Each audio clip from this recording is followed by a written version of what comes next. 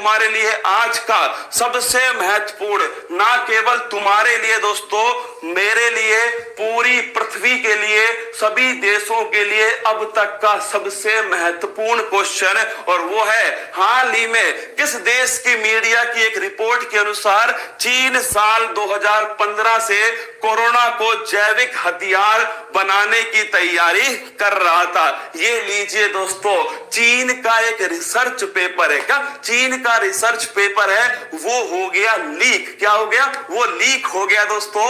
उसी research paper को आधार बनाकर ऑस्ट्रेलिया की मीडिया ने एक रिपोर्ट जारी की है, और इस रिपोर्ट में साफ साफ कहा गया है कि कोविड-19 चमगादड़ों ने नहीं फैलाया, धोखेबाजों ने फैलाया है। इसे बायोलॉजिकल वेपन्स के रूप में बनाने की बात कही गई। तो लिखना भाई साहब, ये देखना कहानी तुम बड़ी गजब की है दोस्तों। चीन का रिसर्च पेपर है दोस्तों, ये जो रिसर्च पेपर है ये हो गया लीक। क्या हो गया? लीक हो गया दोस्तों। इसी रिसर्च पेपर को आधार मानकर ऑस्ट्रेलिया की दोस्तों मीडिया के द्वारा एक रिपोर्ट जारी की गई, और इस रिपोर्ट में साफ साफ कहा गया, क्या कहा गया ये देखिए, क्या चीन का जैविक हथियार है कोरोना वायरस। क्या ये चीन का जैविक हथियार है, बायोलॉजिकल वेपन है दोस्तों। क्या होता है बायोलॉजिकल वेपन? इसको रोकने के लिए कोई दोस्तों संधि भी है पूरे विश्व में, या फिर दोस्तों किस आधार पर इसने कहा है कि ये चीन का बायोलॉजिकल वेपन है? और दोस्तों क्या पॉइंट दिए, एकदम वैलिड पॉइंट है जो दिए गए हैं चीन के द्वारा। आइए दोस्तों, मीडिया के द्वारा दिए गए वैलिड पॉइंट है, आइए मैं आपको बताता हूं वो पॉइंट क्या दिए दोस्तों मीडिया ने। देखिए, मैंने आपसे कहा सन 2015, कब? सन 2015 में दोस्तों चीन ने क्या किया था? चीन ने दोस्तों जो कोरोना वायरस है, क्या है? कोरोना जो वायरस है, इस वायरस को बायोलॉजिकल वेपन, जैविक हथियार के रूप में उपयोग करने की दोस्तों मंशा बनाई। क्यों ये कहा गया? पहला पॉइंट दोस्तों कि आज जो वुहान है, जिसमें दोस्तों पिछली बार इतनी बड़ी मात्रा में कोरोना फैला था, आज वहां पर दोस्तों कोई कोरोना नहीं है। सुनना, इसके तर्क सुनना दोस्तों, तर्क क्या क्या दिए इसने। पहला तर्क दोस्तों इसका है कि जो वुहान है वहां पर दोस्तों आज कोई भी कोरोना नहीं है।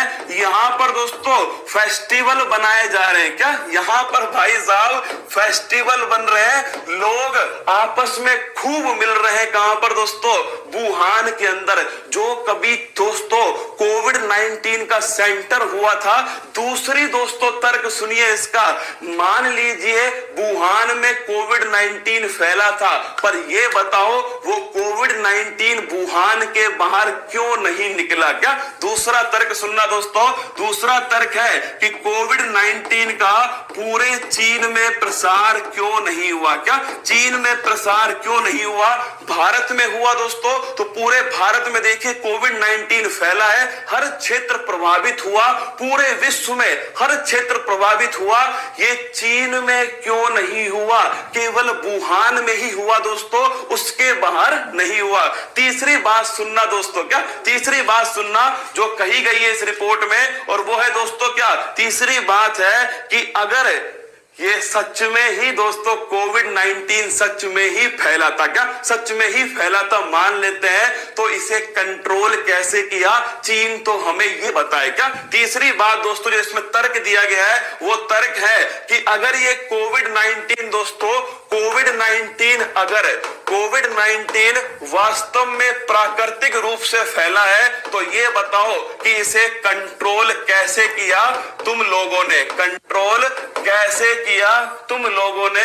फटाफट ये बता दो। चौथी बात दोस्तों कि पूरा विश्व की अर्थव्यवस्था नीचे चली गई कोविड-19 में, पूरा विश्व की अर्थव्यवस्था पटरी दोस्तों रुक चुकी है। फिर चाइना में ग्रोथ कैसे हो सकती है? पांचवा पॉइंट, चौथा पॉइंट लिखना, चीन में दोस्तों, चीन में लगातार आर्थिक वृद्धि हो रही है, चीन में लगातार दोस्तों ग्रोथ हो रही है। ये बताओ रसगुल्ला, जब पूरे विश्व की इकोनॉमी नीचे जाती है दोस्तों, पिछली बार चीन का हल्ला था, अब की बार चीन कहां गया 2021 में दोस्तों?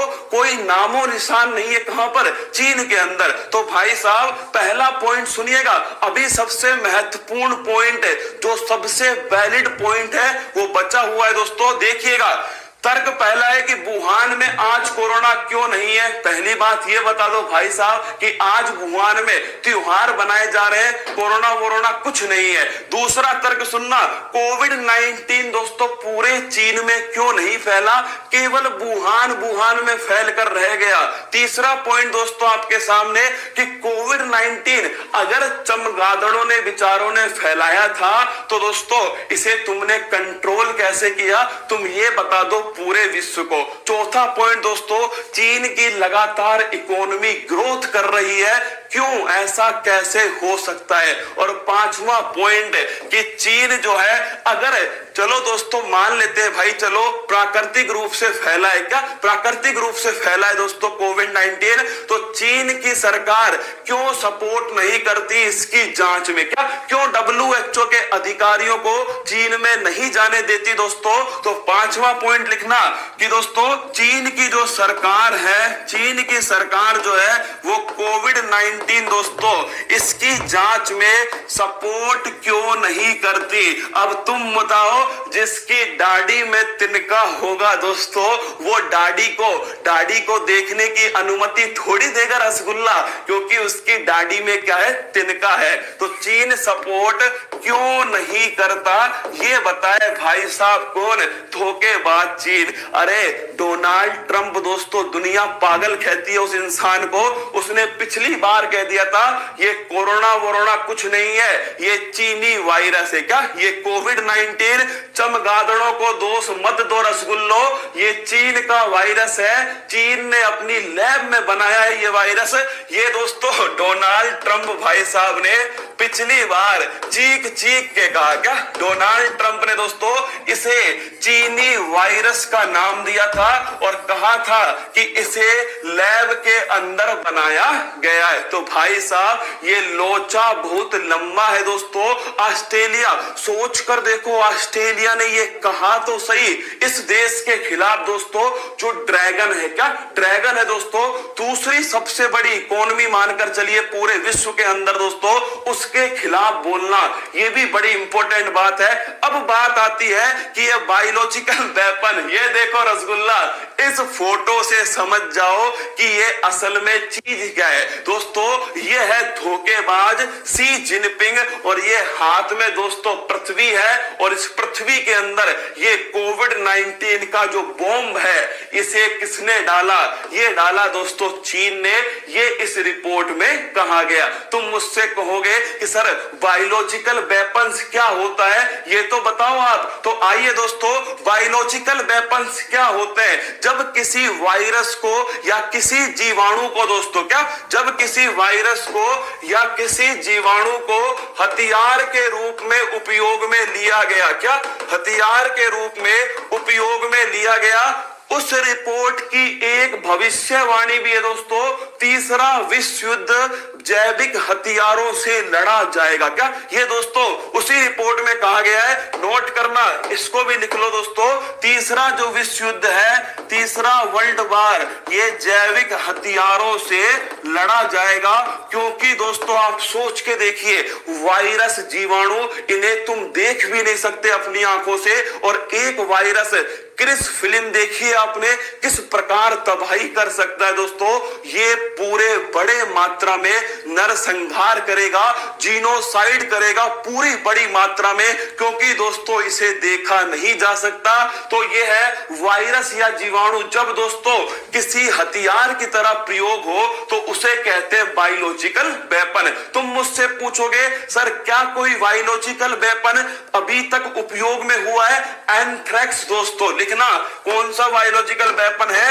एंथ्रेक्स जो है दोस्तों ये बायोलॉजिकल वेपन है जो उपयोग में आ चुका है प्लेग रसगुल्लो, प्लेग तो जानते होगा ना, चूहों के काटने से जो फैलता है प्लेग दोस्तों, वो तो एंथ्रेक्स है, प्लेग है दोस्तों, ये सब की सब ध्यान रखना। इनका उपयोग हो चुका है दोस्तों, कहां पर? विश्व के अंदर हो चुका है। तुम मुझसे पूछोगे कि सर इसको रोकने के लिए क्या कोई उपाय है क्या? अब देखना दोस्तों, भारत क्यों मैं कहता हूं कि ये विश्व गुरु है, क्यों दोस्तों हम कभी भी दूसरे की हानि नहीं करते। सुनिएगा दोस्तों, बायोलॉजिकल वेपन्स को रोकने के लिए एक संधि होती है, क्या? इसका नाम है बायोलॉजिकल वेपन कन्वेंशन दोस्तों। क्या है? Biological weapon convention. और सुन लो, 1900 कब दोस्तों? 1925 में एक प्रोटोकॉल होता है, इसका नाम है जिनेवा प्रोटोकॉल। क्या होता है? जिनेवा प्रोटोकॉल होता है 1925 के अंदर। कब होता है? 1925 में। इसका उद्देश्य था जैविक हथियारों के उपयोग को रोकना, क्योंकि दोस्तों पहले विश्व युद्ध में इनका उपयोग किया गया। कुछ दिनों पहले दोस्तों सीरिया के अंदर भी इनका उपयोग किया गया। तो दोस्तों 1925 में जिनेवा प्रोटोकॉल में कहा गया कि इनका उपयोग हमें रोकना चाहिए। लेकिन दोस्तों 1972 में, क्या 1972 में इसकी स्थापना की गई, इसका गठन किया गया, जो दोस्तों जो लागू होता है 1975 से। नोट करना, अगर आपसे पूछ लेना कि बायोलॉजिकल वेपन कन्वेंशन कब गठित हुआ? 1972 में हुआ। और लागू कब हुआ? 1975 में हुआ। और भारत दोस्तों 1973 में इसमें मेंबर बन गया। कमाल देखो, कौन कहता है दोस्तों ये चीज किसके बस की नहीं है? चीन के बस की नहीं है। इकोनॉमी को कितना भी बढ़ा लो, लेकिन वसुदेव कुटुंबकम, पूरा विश्व दोस्तों हमारा परिवार है। कोई भी संधि आप उठा लो जिसका उद्देश्य विश्व में शांति होगा, जिसका उद्देश्य दोस्तों पूरी मानवता का संरक्षण होगा, उसमें भारत आपको संस्थापक देश के रूप में मिलेगा। आपको गर्व होना चाहिए दोस्तों कि जब सोचिए दोस्तों चीन के लोग क्या सोच रहे होंगे जब वो ये क्लास देखेंगे कि भाई साहब कैसा चीन है हमारा। हम गर्व से कहते हैं ऐसा भारत है हमारा दोस्तों। 1973 संधि लागू होती है 1975 से, लेकिन भाई साहब भारत 1973 में इसका सदस्य बनता है दोस्तों, और खुला खुला कहता है कि आओ सामने, बायोलॉजिकल वेपन का उपयोग नहीं करना चाहिए, इन पर रोक लगाओ, क्योंकि ये करेंगे दोस्तों जीनोसाइड। क्या करेंगे? ये करने वाले हैं नरसंहार, जीनोसाइड करने वाले दोस्तों। इसीलिए इन पर रोक लगाना अति जरूरी है, अति महत्वपूर्ण है। और आपसे अगर पूछ ले कितने देश इसमें शामिल है, 183 देश दोस्तों इसमें आज शामिल है।